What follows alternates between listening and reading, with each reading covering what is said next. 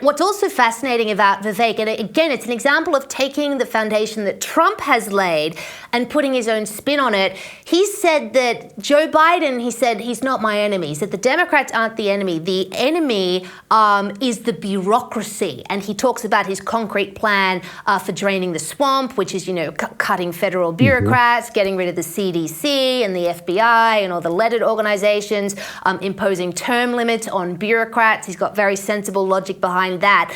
That is a really kind of fresh, interesting take, isn't it, on the America First mantra and the deep state? Yeah, look, I think there's still elements of what Trump is saying there in what Vivek is now saying. But you're right. I think he's saying it in a different fashion.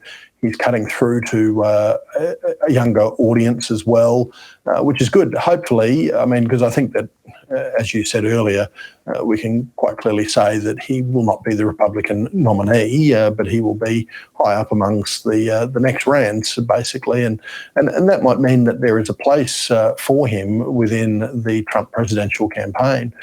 Who knows what exactly kind of place that is, but someone that can cut through and one of the rallies that he was at or events he was at, I understand he burst into a rap song. Yes, so he did. That's not the kind of stuff that you actually see from a Republican nominee.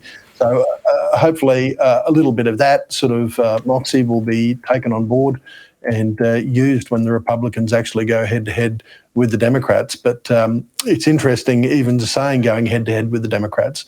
What Vivek is saying and what Trump is saying is they're not going just head-to-head with the Democrats, they're going head-to-head with the deep state. And that is what this coming election is going to be about in the United States. It's fascinating, and look, won't he? If Vivek doesn't get the nomination, who knows? Anything can happen, but it seems unlikely. He would just be the greatest asset to the Trump campaign if they're able to get him on board. He'd be wonderful to have.